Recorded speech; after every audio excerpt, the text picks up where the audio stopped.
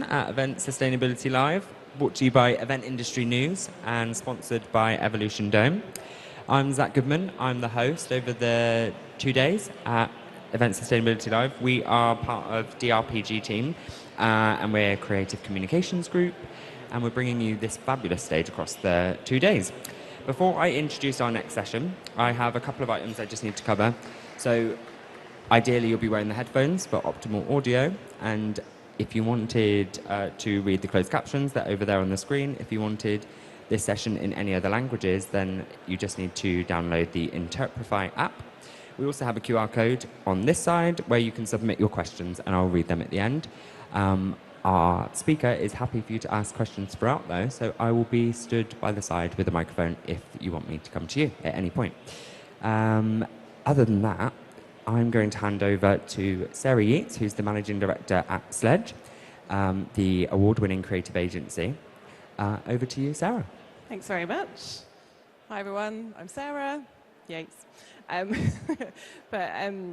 I'm here today just to talk to you about our journey, really, of transitioning to a employee-owned trust model, and we're becoming an employee-owned business, so which in B Corp terms is an impact business model, I guess, if that makes sense to some people.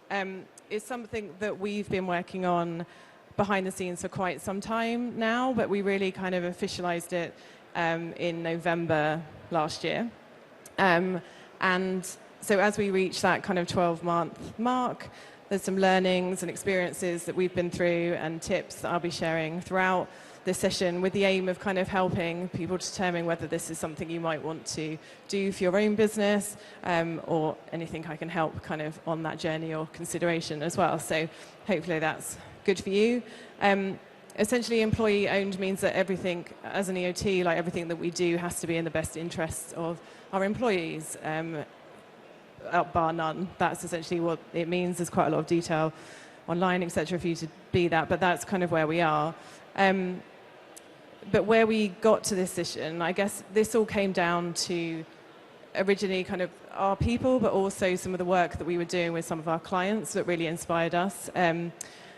We did work with the Department of Business, Energy and Industrial Strategy for around COP26 when we started doing this, and it really highlighted to us the importance of the work that our purpose-driven clients are doing, and how we could do a lot more than what we're currently doing, and how do we go about that, and that also that we can play a much bigger part when it comes to sustainability, and the climate emergency and the social world emergency as well. So we really felt that we've got to take action, because all of those small changes can make a real big impact into our daily lives. So it's nice to be able to work with some of these clients and then be inspired by them as well to kind of take us on our route. So this kind of doing this work, kind of really understanding a lot of this time was about this subject matter was around deforestation and the impact that we all have on the world. So that really stood out for us, and this really led the Sledge team to kind of develop our sustainability vision, our goals, and a roadmap, which is harder than it sounds. There's quite a lot of work to that, and it can be quite daunting, but actually what this does for us and what it's done for us really is really outlining our mission, our goals, which are evolving, ongoing, and also like what the steps we need to take and we recognise in order to achieve them as well. And as a business, it also became clear that to truly live and breathe our vision and our goals and our roadmap, and to enact that real change, our people needed to be 100% aligned to that and on board with it. So really, essentially for us, what this meant was encoding a purpose-driven attitude into our DNA, and weaving this throughout our operational outcomes really became the priority for our business. So I think it's very easy, it's not very easy, lots of people talk about sustainability, what they're doing around it, how they can do it, but it can be quite daunting, can be massive, and I think unless you're doing this pre-work before to kind of really understand about the why for your business, it can be, it just doesn't hold much credibility, essentially, and for everyone, I think it just can feel a bit of a buzzword and awkward. So I think that's why, becoming an EOT kind of puts that real stamp and like that is who we are as a business, and we are purpose driven, full stop. There's nothing else to talk about it. That's what we're doing. And then everything else to do with that's our kind of linchpin for it. So I suppose how we made the switch. When it came to actually enacting the transition, we recognised that it requires that real strategic thought and extensive research.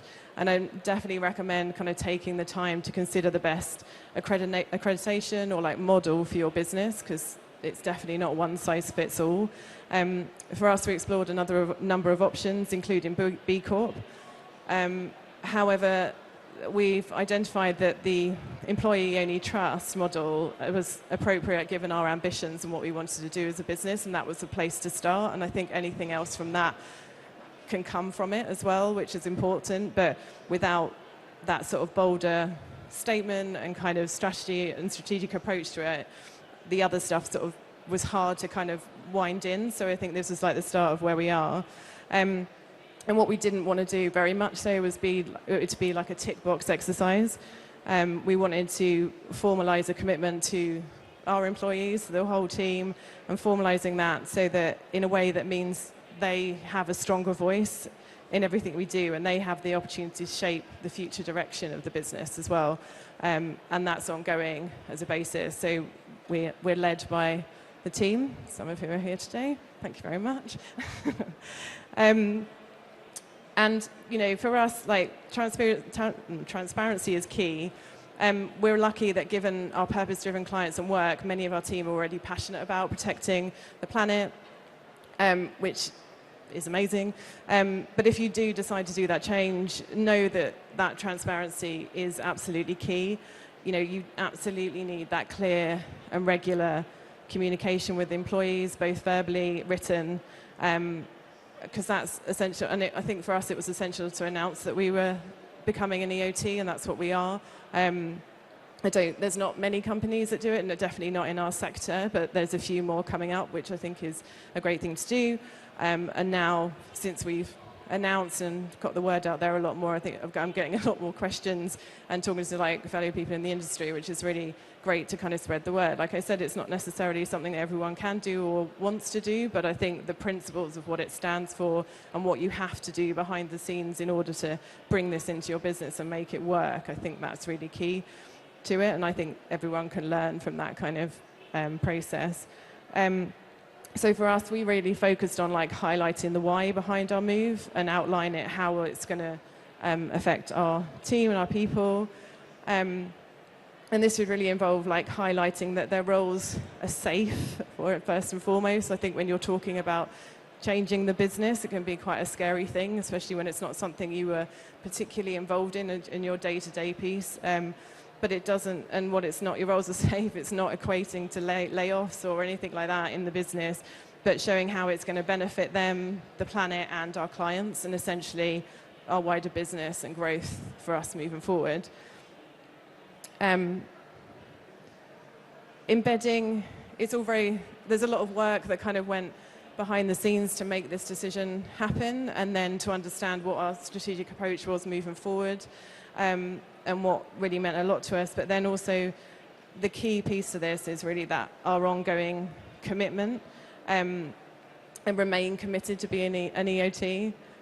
Sorry about some of the pictures. Surprise. Yeah, I mean, my recommendation is really to stay committed to the EOT each and every day. So rather than treating it like a badge of honor that might sound impressive or interesting, it's actually embodied into your people. Like everything that we do it really is the DNA of Sledge. There's no denying of that. It takes time to kind of get that right, and it is a transition and it is a change. But essentially, if you've got the people, the interest, and the real passion behind it, a lot of that leads from that. It's just about kind of putting in the approaches and the processes as well to make sure that it's lived and breathed every day. So we've been evolving our processes and our policies and our activities so that the EOT and sustainability really do form that DNA for us as a business, and it's involved every step. And as you can see, they're all enjoying it. So actions that we've taken that you might want to consider or like include. We have teams set up, which is essentially what we call internal squads.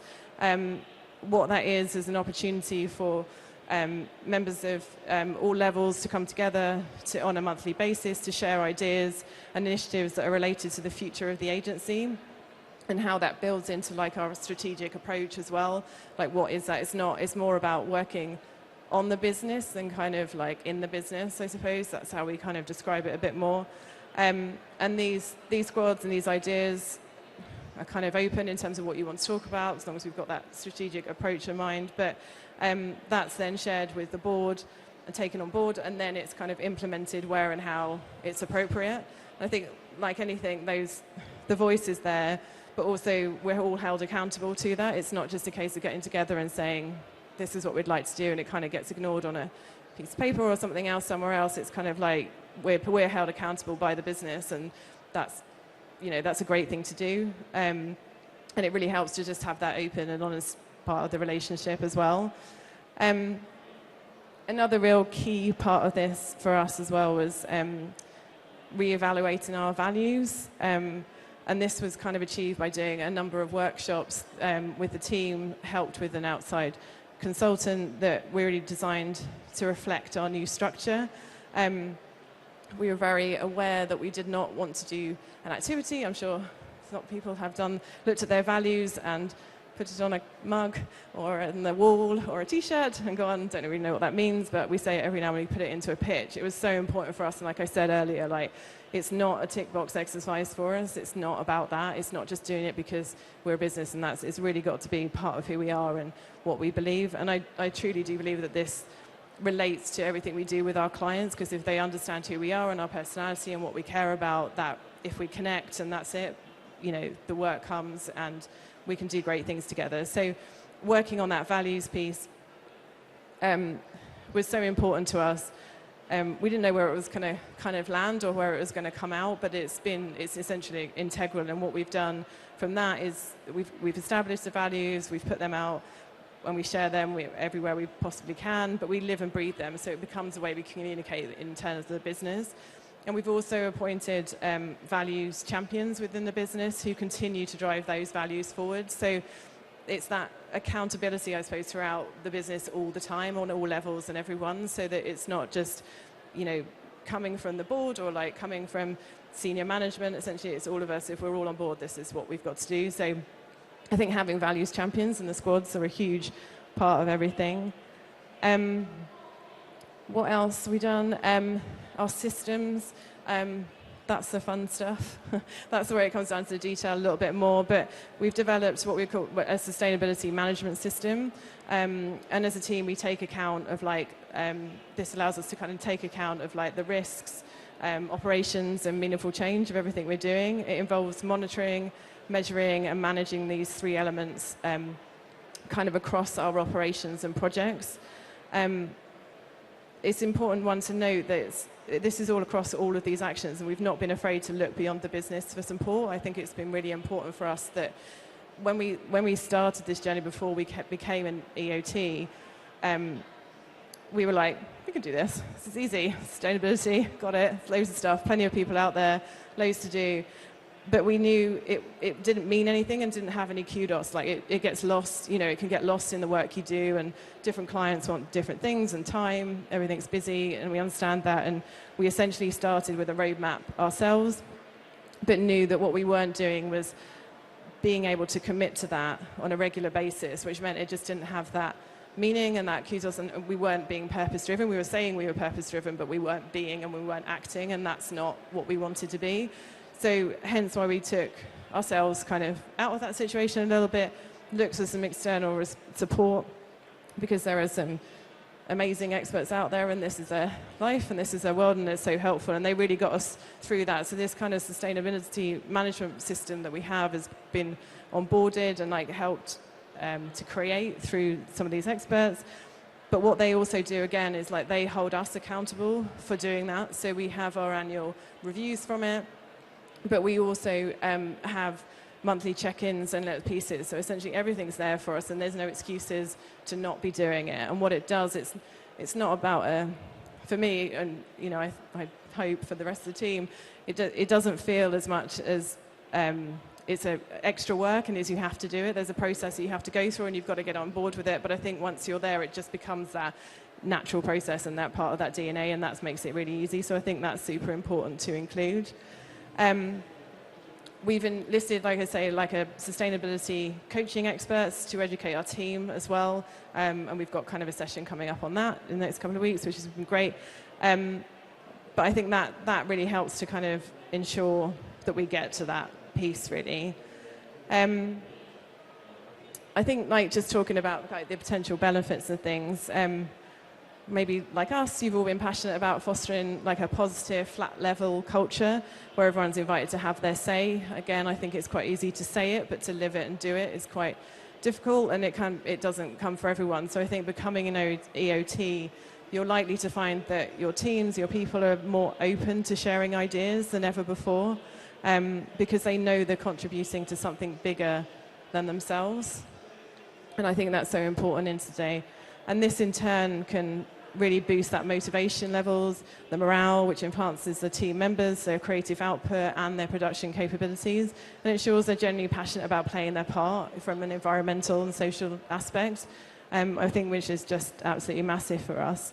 And I think with more and more like employees looking to organisations that demonstrate a commitment to people and planet, this kind of EOT model can also help you retain that talent and also attract people to you when you're looking to recruit in further down the line and that side of things. So I think there's some huge benefits from it as well, from that side, from a business perspective. So I think to wrap that all up nicely, I guess for me, like just in summary, I mean, it's really important to develop your vision and your goals and your roadmap first and foremost. You kind of can't go to step 10 before you've done step 1. It's too easy to do that. There's lots of things and it can be quite daunting, but I think if you have that real clear vision and that clear roadmap, it just makes everything so much easier. And you cannot do it all in, a month or 2 months. We're a year on and we're definitely still implementing a lot of pieces, and everything changes, and everything, as the business evolves, the team evolves, this roadmap evolves as well, but all in a positive way. So make sure you get that right first and have commitment to it. Commit to your research when assessing your accreditations. There are lots out there, but it's got to be right for you and who you are as a business as well. There's lots you can choose from, but you've got to be able to live and breathe it, and that's really important. Involve and empower your people throughout. This is about them, especially with an EOT, and it's got to be about what they want, because if you haven't got the buy-in, it's never going to get where you want it to be. And definitely avoid that set and forget approach. It's got to do it and believe in it, otherwise don't bother, because it's a lot of work for nothing. And really, lastly, just make sure you weave those changes throughout your daily operations and evolve ongoing.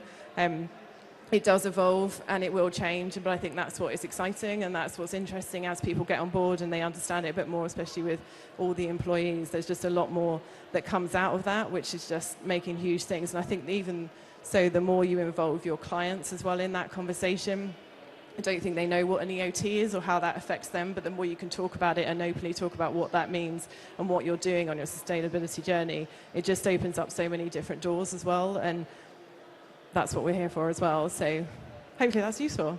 Happy to ask any questions if you want to, or later. Thank you so much, Sarah.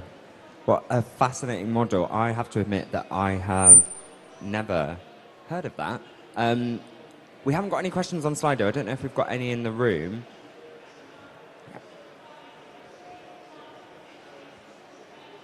Hi. I wondered if you had any more examples about kind of, using those smaller groups or the squads or employees in general, how they contributed specifically to, your sustainability deliverables or the specific outcomes of your sustainability strategy. How you kind of split that up, and that accountability, how was it actually applied to those groups, and which areas you felt they could really actually make a contribution towards the end goals? So we've kind of, the way we've done it with those squads is essentially split our strategy into people, planet and profit. And essentially you've got like 3 funnels of business. So that's where they focus the attention to. So each of those meetings or the squad meetings, that's what they're talking about. So they'll take whatever's important at that time of how they can take those elements. So it's using our vision that we have to get to, and which is, you know, vision for the next year as well. And then how those funnels are going to feed into actions within those funnels are going to feed into us achieving that goal.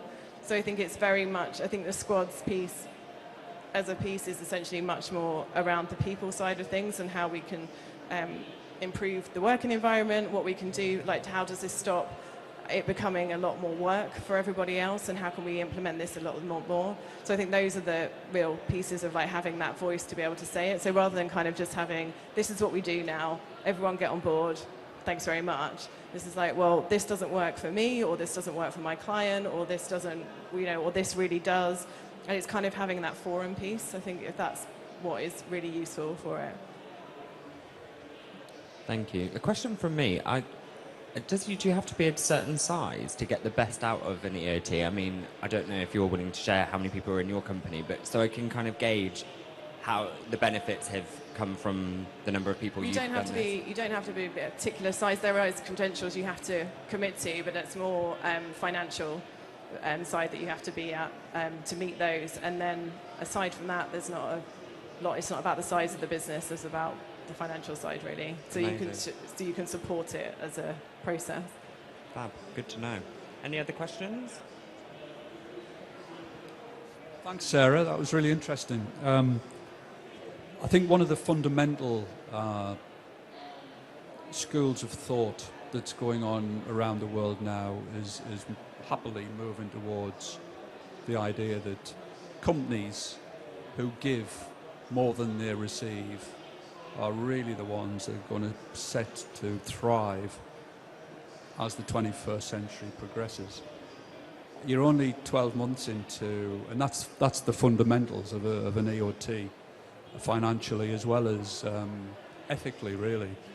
What are you at a stage yet where you can also look at the commercials that are starting to come through and how that's affecting business development and the type of relationship commercially that you have with your clients? Yeah, I think that's the now stage that we're at, really, in terms of what that means financially. I mean, I'd love to say the decision we made to do with this is that we've accepted that if we're really honest, the clients aren't saying this is what we want and this is what you have to do, and we don't have those briefs that say this is how we want to be measured, except there's a few but not many. So we had to make that decision to say this is our commitment, this is what we're doing, and we do that upward management piece. And I think that's what's been really important to us. So and it's a non-negotiable, like it's not an option. So I think you have to have that hard line, you have to build it in. I'm pleased to hear that, Chris.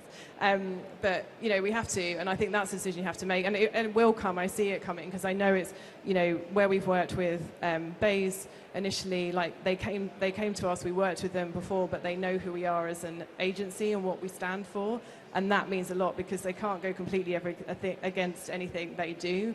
So yeah, I'm hoping it's going to be much more commercially beneficial, but I do think it will be. I think that it will. I don't have any question, but being able to measure what that success is, we're not at that point yet. Thank you. Any other questions? No? Okay. Well, give it up one more time for Sarah. Thank you very much.